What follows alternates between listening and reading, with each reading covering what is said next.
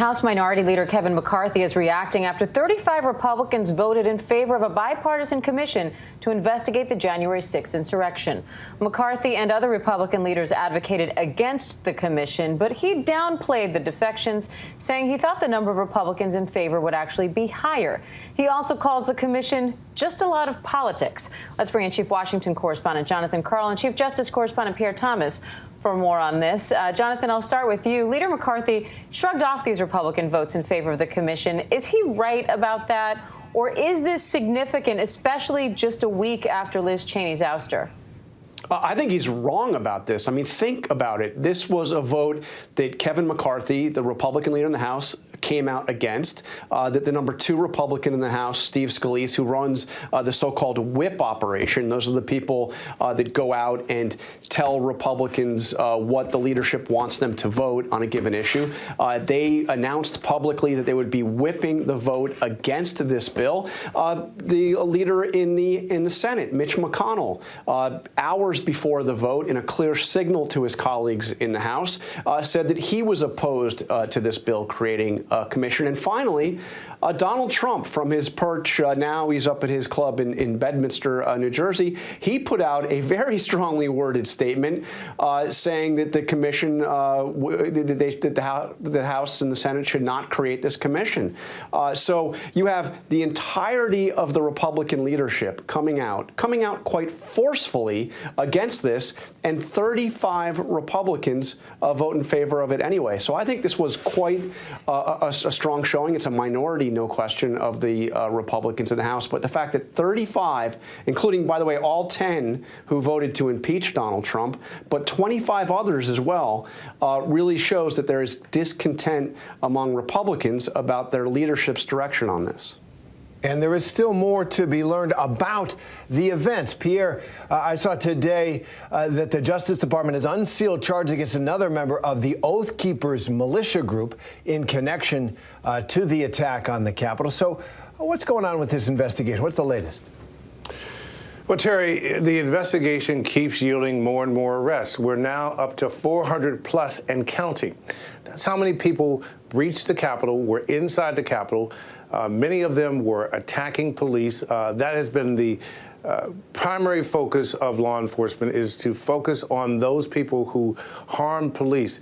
And Terry, the images that we've seen have only gotten worse over time in terms of the videos, the body cam videos of some of the D.C. police officers, in terms of what they encountered, what many of them are calling a medieval hand-to-hand combat fight with these insurrectionists. The Justice Department continues to look at how many of these people were planning beforehand, how many of them coordinated beforehand. The central question that we still don't yet have all the answers to is, where did the funding come from this? How centralized was it? Those are questions that we still await the answers to. And Pierre, a quick follow-up, because polls show a lot of Republicans believe this. Very high percentage of Republicans at least tell the posters that they think it was Antifa behind this. A lot of Antifa members in those 400 arrests? Well, the FBI has said they found zero number of Antifa members playing any kind of significant role in what happened. Look, sometimes you have to believe your lying eyes, okay?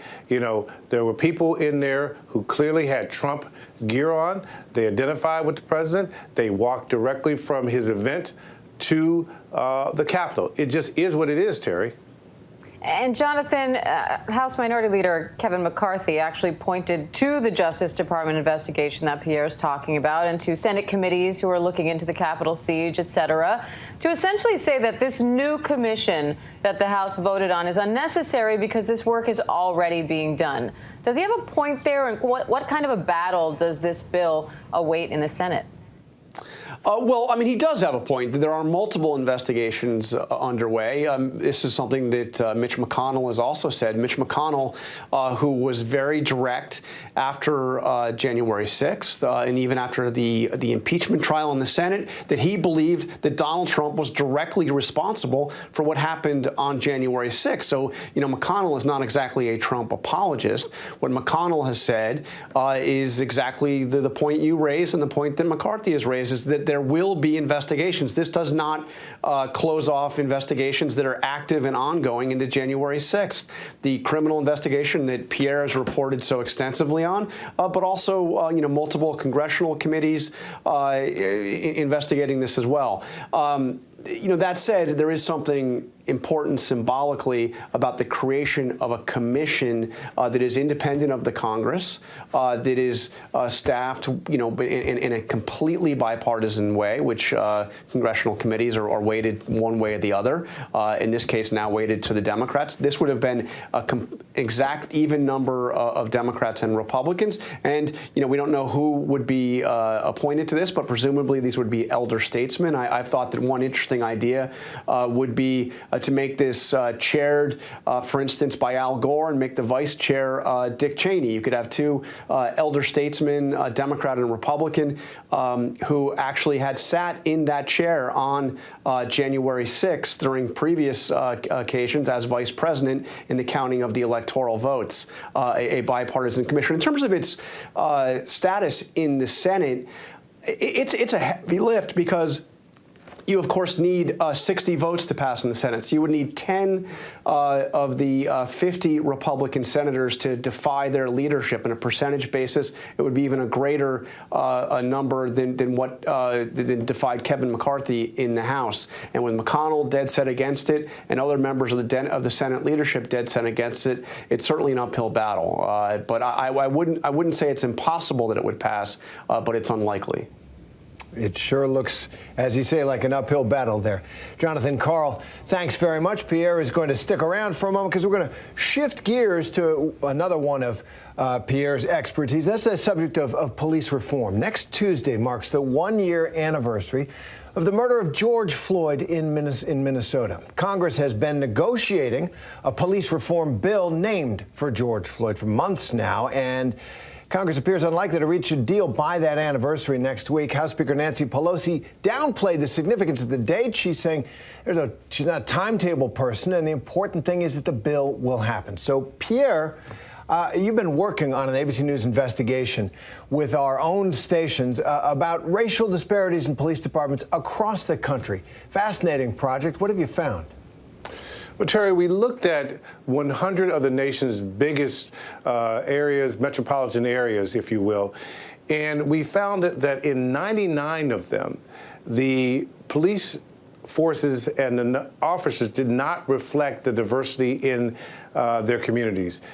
In other words, the percentage of white officers exceeded that of the population in those areas.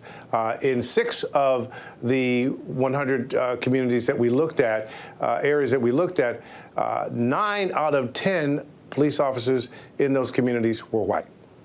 Wow.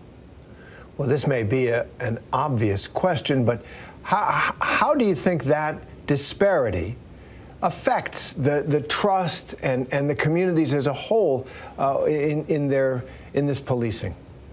Well, we talked to some officers and people and experts in doing this research, and one of the things they talked about is that, look, when people see folks that reflect themselves, there's always a comfort level. Many times there is. Not saying that black officers are automatically going to treat black citizens any differently, but there is some data that we found that suggests that the diversity of police departments may have an impact on arrest rates. And in the communities that we looked at that had a higher percentage, or roughly 90% of the police forces being white, we found that black people were 5 times more likely to be arrested than their white counterparts. In the communities where the police officers were roughly 50%, or at least 50% of the population, black people were 2 times more likely to be arrested than their white counterparts. So that cut that number by more than half, Terry. So it's an interesting story that we've been working on. And I think the importance of it is that we're trying to, with some of these studies, peel back the layers and get beyond the rhetoric and look at actual data to tell us, okay, who's policing whom, and seeing if that has any impact. And I tell you, last year, one of the studies that we did that I'm still struck by is that we looked at 800 communities, 800 localities that report to the FBI, Terry. And in those 800 communities, African Americans were 5 times more likely to be arrested than their white counterparts. In 250 of those communities, those areas, they were 10 times more likely to be arrested than their white counterparts. Now, some of that you can explain by certain high crime areas, but not all of it, Terry. That is striking work there, and you can find it on our website and elsewhere. More on this investigation by our Chief Justice correspondent, Pierre Thomas. Thanks very much. Pleasure. Hi, everyone. George Stephanopoulos here. Thanks for checking out the ABC News YouTube channel. If you'd like to get more videos, show highlights, and watch live event coverage, click on the right over here to subscribe to our channel. And don't forget to download the ABC News app for breaking news alerts. Thanks for watching.